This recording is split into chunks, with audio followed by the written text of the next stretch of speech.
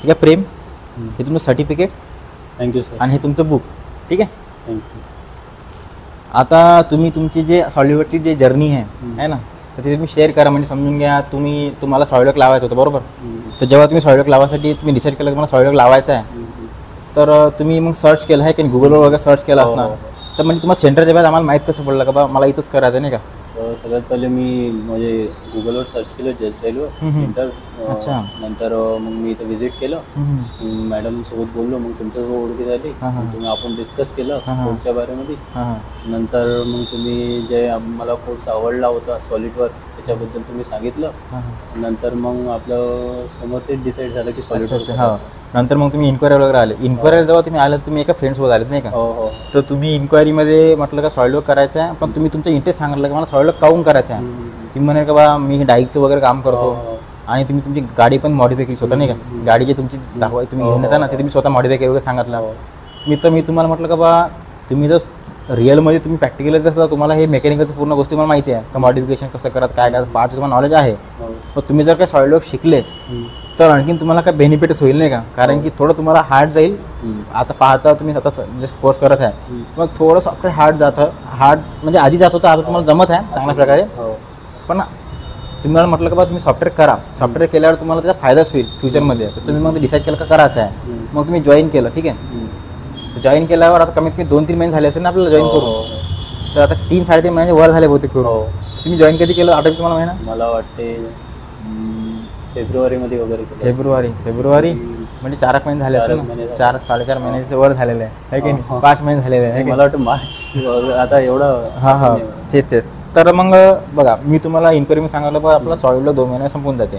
एका महिन्यामध्ये मी तुमचे कमांड संपून देणार आणि दुसरा एक्स्ट्रा महिना आहे त्या महिन्यामध्ये तुमचे जे प्रॅक्टिस वगैरे मी ड्रॉइंग करून घेणार. म्हणजे कमांड शिकल्यानंतर आपण एक्सपर्ट बनत नाही, जेव्हा प्रॅक्टिस करू तेव्हा एक्सपर्ट बनणार. तर आता 4 महिने होऊन राहिले तुम्ही प्रॅक्टिस करून राहिले नाही का? तर तुम्हाला चांगल्याच प्रकारे तुमचा आता हँड फ्री झाला. आता वेळ करून लागला की थोडंसं नवीन वाटतं ना आपल्याला ते सॉफ्टवेअर, तर समजायला वेळ लागते. 2 महिन्यात सगळ्यांचं 2 महिन्यामध्ये संपून जाईल. हे 2 महिन्याचे हे स्टँडर्ड ड्युरेशन आहे कॅश सेंटरचं. प्रत्येकात 2 महिने संपत नाही. कोणाचं 1 महिन्यात संपणार, कोणाला 4-4-5 महिने लागतात. एक स्टुडंट त्यांना 12 महिने लागून राहिले नाही का संपायला. तुम्ही जरी 4-4.5 महिने 5 महिने संपून टाकले तर मग तुम्हाला ते शिकताना कसं वाटलं नाही का सॉफ्टवेअर शिकताना? शिकताना म्हणजे कसं आता पहिले तर मला हार्ड गेलं थोडं. अच्छा. नंतर मग तुम्ही पण मला चांगल्याने गाईड केलं, त्याच्यामुळे शिकता ते प्रॅक्टिस होऊन गेलेली. आता म्हणजे आता कोणची बी असेंब्ली, ड्राफ्टिंग, स्केच काही काढायचं असेल तर काही प्रॉब्लेम जात नाही त्याच्यामुळे. तुम्हाला प्रॅक्टिस म्हणजे तुम्ही बघा आधी मला असं वाटलं का तुम्ही म्हणजे कसंच करणार, कारण की मी तुम्हाला सांगत होतो पण ते थोडंसं काय नाही तुम्हाला ते नवीन वाटत होतं ना. आता मी पण जेव्हा सॉफ्टवेअर शिकलो होतो तर मला मी तुम्हाला सांगतो मी जेव्हा 2018 मध्ये जेव्हा मी NX शिकलो होतो तर NX मध्ये रिव्हॉल्व कमांड मला जमत नव्हती. याच्यातली ते रिव्हॉल्व कमांड आहे ना, मग रिव्हॉल्व करायचं त्यांना पूर्ण असं बॉटल वगैरे बनतात, जग वगैरे बनतात, जमत नव्हती मला, जमतच नव्हती. अरे आहे ना सर्क्युलर जमत नव्हतं. मी जे माझे टीचर होते ना त्यांना मी विचारू परेशान करून टाकलं होतं. तसंच तुमचं पण तुम्हाला तो स्टार्टिंगला हार्ड वाटते, मलाही हार्ड वाटत होतं, मग तुम्हाला आता येत आहे चांगल्या प्रकारे. तर बघा आपण स्केचर शिकलो, पार्ट मॉडेलिंग शिकलो, नंतर असेंब्ली, सरफेसिंग, शीट मेटल, वेलमेट्समध्ये आपण ड्रॉइंग बनवल्या, जास्त स्ट्रक्चर ड्रॉइंग सगळं बनवल्या. नंतर राउटिंगचा जेव्हा पार्ट चालू झाला तर त्यात तुम्हाला पायपिंगमध्ये बराच इंटरेस्ट आला बरोबर. त्यात तुम्ही आता तुमचं पोर्टफोलिओ बनवत आहे, पोर्टफोलिओमध्ये तुम्ही ते सगळं जोडूनच घेणार नाही का? पोर्टफोलिओ आपण बनवतो, पोर्टफोलिओ आपण प्रत्येक स्टुडंटचा बनवून घेतो. जे आपण शिकतो प्रॅक्टिस ड्रॉइंग ते प्रत्येक प्रॅक्टिस ड्रॉइंग आपण ते पोर्टफोलिओमध्ये ॲड करतो.